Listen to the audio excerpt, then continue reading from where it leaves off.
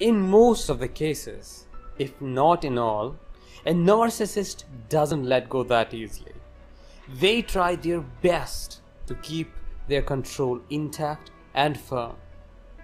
Hi, I am Danish Bashir, a narcissist abuse recovery professional, and today I'll be talking about how a narcissist hoovers using bizarre and unpredictable methods. If you are an abuse survivor, you may be aware what the term hoover means, and there is a probability you may have been the victim of it.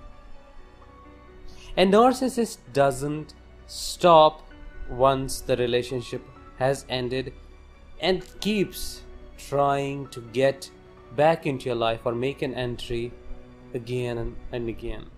The hoovering attempts become more complicated when you are emotionally attached with them still. When you have some sort of attachment deep down inside your heart with them. And in this case, it becomes very hard for a survivor to really comprehend and understand what a narcissist is actually trying to do. The main ways that a narcissist uses to hoover back into your life are very covert, and some of them are flipping the situation around.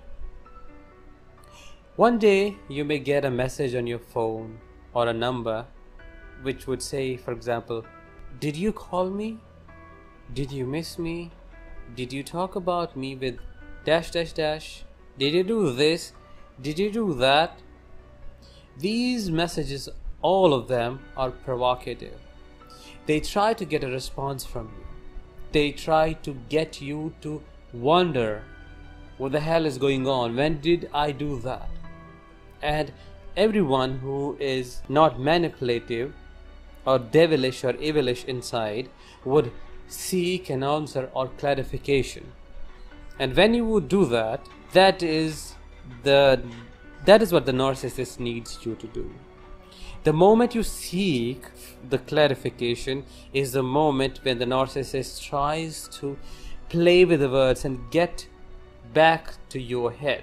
They may proceed with the questions like, "How are you doing now? How is your life going? I miss you," and stuff like that, and get back you into the same position where you are blamed for anything that happened in the relationship, and you somehow don't know what the hell happened, and there you go, they're back into your life.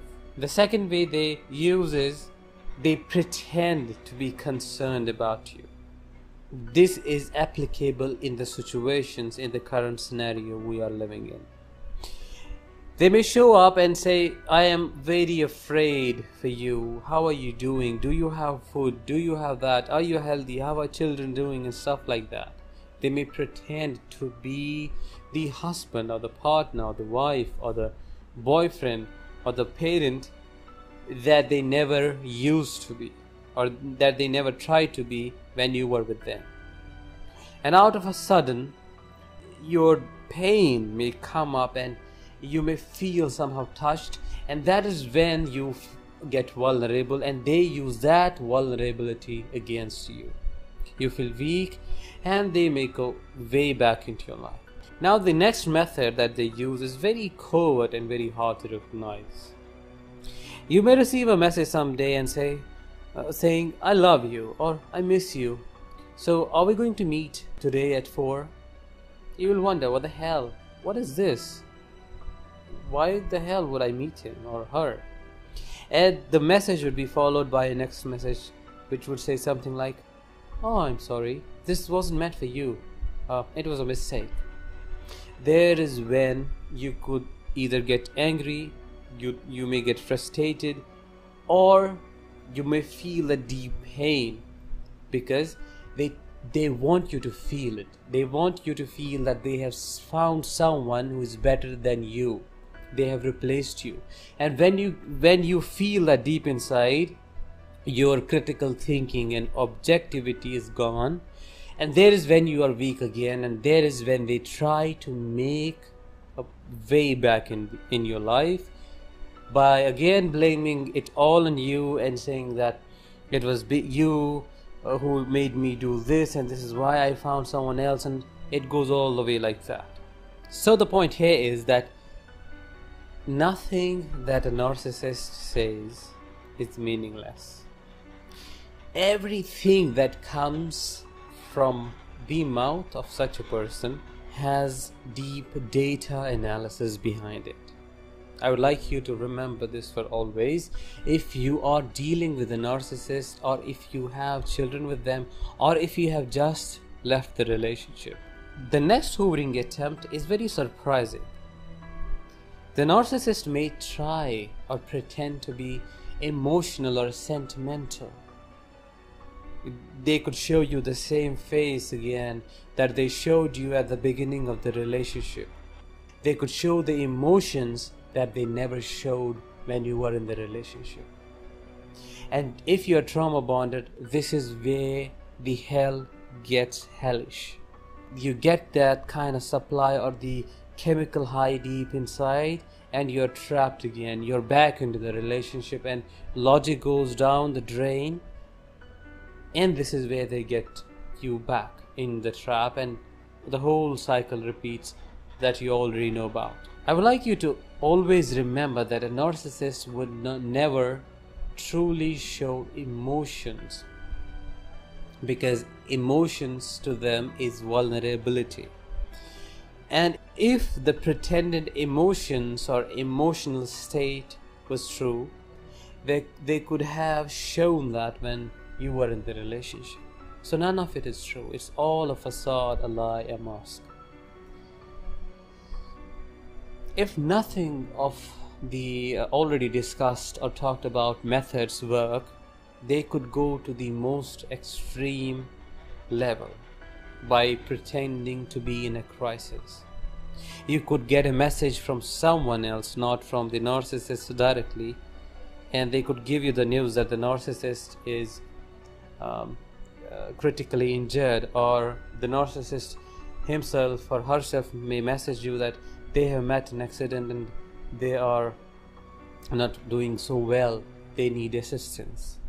So this is where every human who is normally functioning would get concerned, and you would do that because you have a good heart, you have a kind heart. Every human would do that. That is normal.